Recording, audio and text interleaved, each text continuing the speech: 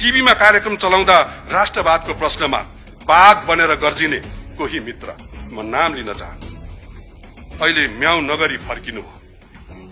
कालो डायरीमा यो पनि होला।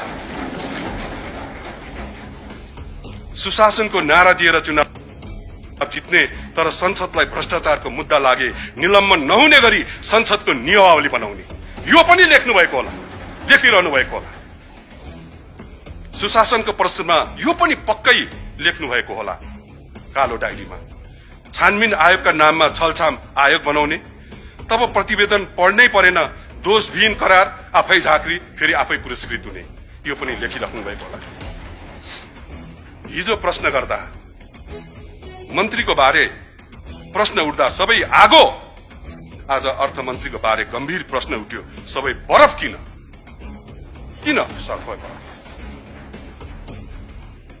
त्यो डायरीमा यो पनि टिप्पण परेकै होला। डायरीमा टिप्नेहरूले इन्द्रबहादुर राईको नाम पनि टिपेका होलान्। म सभामुख महोदय मार्फत सोध्न चाहन्छु प्रधानमन्त्रीजीलाई, के तपाईँ इन्द्रबहादुर राईलाई चिन्नुहुन्छ? सायद चिन्नुहुन्न। बल्कुमा जसले डहरा भत्काइन लागेको देखेर यो दुनियाँबाट आफैसँग बिदा मागे अनि बिदा लिए, तिनै हुन् इन्द्रबहादुर राई।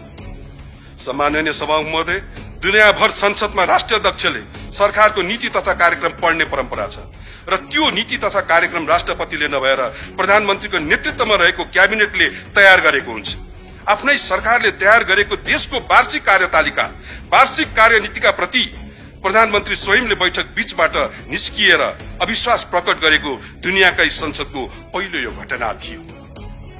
यो घटना संसदीय मर्यादा विपरीत मात्र होइन, सम्माननीय राष्ट्रपतिप्रति राख्नुपर्ने सम्मानको विपरीत मात्रै होइन, अस्ति फागुन 21 मा घाममा लाम लागेर भोट दिने प्रत्येक मतदाताको पनि अपमान थियो। यसको पनि समयले जवाब दिला, किनकि यो संसद कसैले टीका लगाइदिएर बनेको होइन। यहाँ बसेका प्रत्येक सांसद जसरी प्रधानमन्त्री मतदाताका मतबाट चुनिएर यहाँ पुग्नुभयो त्यसरी नै पुगेका हुन्। सत्तारूढ सांसदहरू पनि दास र प्रथाकालीन सांग्लामा बेरिएका निरीह जीव होइनन्, न दास हुन् न लास हुन्। प्रत्येक सांसद सार्वभौम अधिकार सम्पन्न नेपाली जनताका सार्वभौम प्रतिनिधिहरू हुन्। तर प्रधानमन्त्रीजीले यो प्रत्येकको स्वाभिमानलाई एकदमै हल्कासँग लिनुभयो। यसो गरेर उहाँले सांसद र नेपाली जनताको अपमान गर्नुभएको छ। यो मेरो ठराइ पनि हो सभामुख महोदय। सम्माननीय सभामुख महोदय, हाम्रो संसदीय नियमावलीले विशेष गरी 3 अवस्थामा प्रधानमन्त्रीको अनिवार्य उपस्थिति र प्रत्यक्ष जवाबदेहिताको अपेक्षा गर्छ। सरकारको नीति तथा कार्यक्रमको छलफलमा, प्रधानमन्त्रीले उनको मातहतको मन्त्रालयसँग जोडिएको विषयको छलफलमा र सदनमा सांसदहरूसँग प्रधानमन्त्रीको प्रश्नोत्तर। यही जेठ 17 गते बैठकमा छापामार शैलीमा सदनमा उपस्थित भएर र्याप शैलीमा प्रधानमन्त्रीले जे बोल्नुभयो, यद्यपि म उहाँको जुन र्यापर एउटा छवि छ, म त्यसको प्रशंसक पनि हुँ। उहाँको र्यापका प्रति मेरो सम्मान पनि छ। बोल्न दे सरकार भनेर बोल्नु अहिले पनि याद आउँछ मलाई, मनपर्छ मलाई। यहाँ आएर बोल्नुभयो, प्रधानमन्त्रीले जे बोल्नुभयो त्यसले प्रधानमन्त्रीको पदको गरिमा ध्वस्त बनाएको उहाँले भ्यौ पाउनुभयो।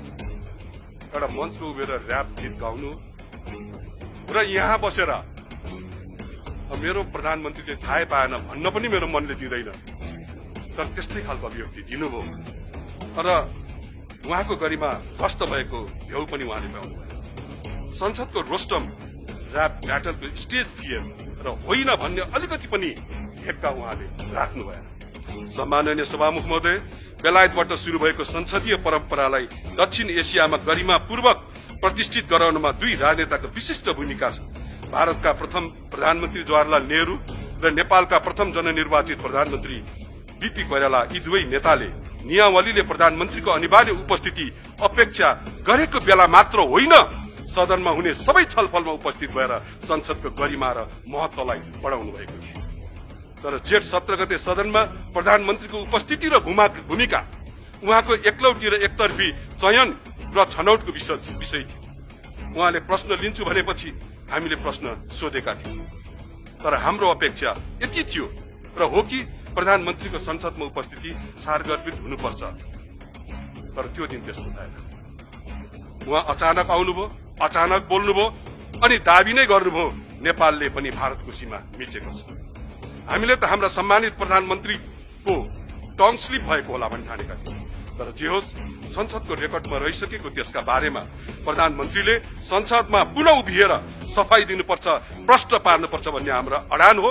संसदमा आएर त्यो कुरालाई फिर्ता लिनुहोस्। हाम्रो माग वा अडान जे भन्नुहोस्, हामीले खोजेको त्यति मात्रै हो।